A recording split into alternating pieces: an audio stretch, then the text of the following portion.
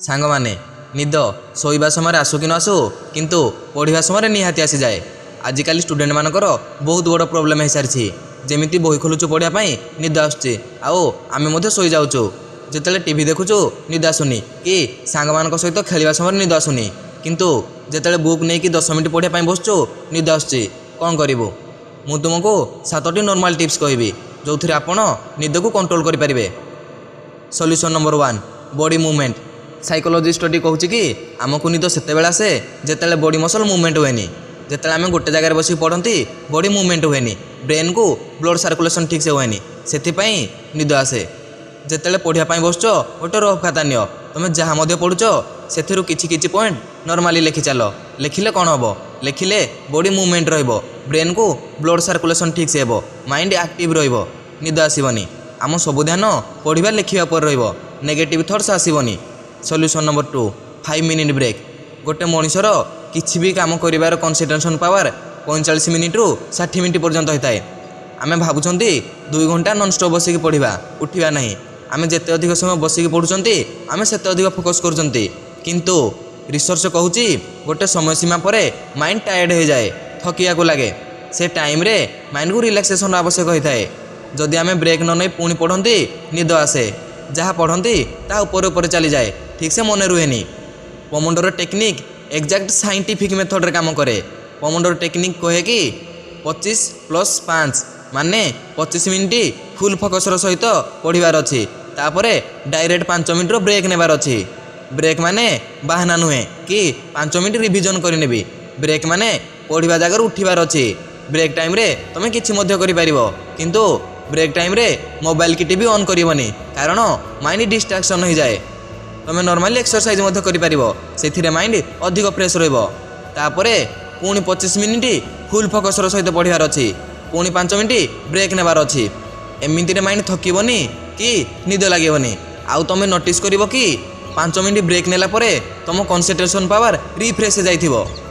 Solution number 3 सब study. सांग माने बेड बसिक पढ़ ना कारण बेड केवल शोवाई होता है। बेड बसिक पढ़ले ऑटोमेटिक निद आसे। पढ़ापी सबुठ बेस्ट टेबुल चेयर यूज कर। चेयर बसिक पढ़ा पछरे आउ बेड बसिक पढ़ा पछरे गोटे साइकोलॉजी रीजन अच्छी। जिते आम बेड बसिक पढ़ती तुम सबकॉन्शियस माइंड तुमको रिलैक्स फील कराए आउ धीरे धीरे तुमको निद आसे। जदि तुम चेयर बसिक पढ़ुच तुम सबकॉन्शियस माइंड तुमको ये फील कराए कि तुम जहाँ करुच ताहा किछि इंपोर्टेंट अच्छी से तुम माइंड एक्टिव रहे। चेयर बसिक पढ़ले मेरुदंड सीधा रहे ब्रेन को ब्लड सर्कुलेशन ठीक से हुए से माइंड एक्टिव रहे निद आसेनी।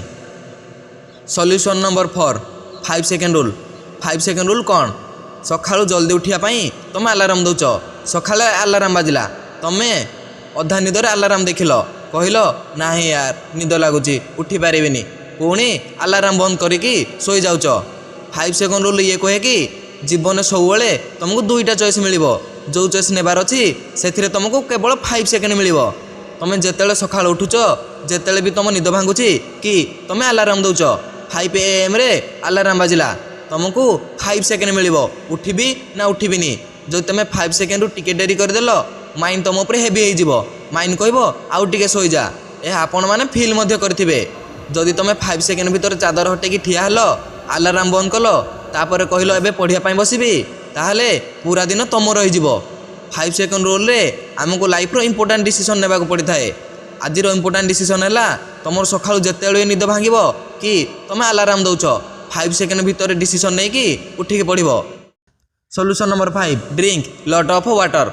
अधिक पानी पियो कारण पानी पीले माइंड एक्टिव रहे आउ ब्रेन तार हाईएस्ट कैपेसिटी काम करे से तार सबु सेल को एक्टिव करिथाए एथिरे पढ़िबारे अधिक फोकस रही है।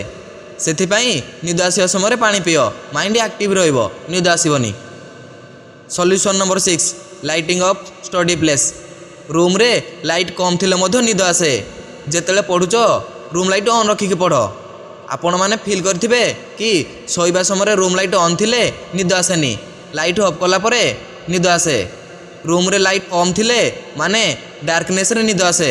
किछि स्टूडेंट पढ़ुवा टेबुल ही लाइट ऑन रखुचंती लाइट कम थिले आखिरे जोर पड़े आओ निद लगे से रूम लाइट ऑन रखिक पढ़। सॉल्यूशन नंबर 7 जो टॉपिक तुमको हार्ड लगुच निद आसुवा समय से बुक पढ़नी। हार्ड टॉपिक सेतेबेले पढ़िब जेतेबेले तुम माइंड फ्रेश थिबो सखाळे किमा निदर उठिया परे। सांग माने समस्ते शोइथिबे तुमको उठिके पढ़िबा को हबो। बड़ स्वप्न तमे देखिछ से स्वप्न तुमको सत करिया को हबो।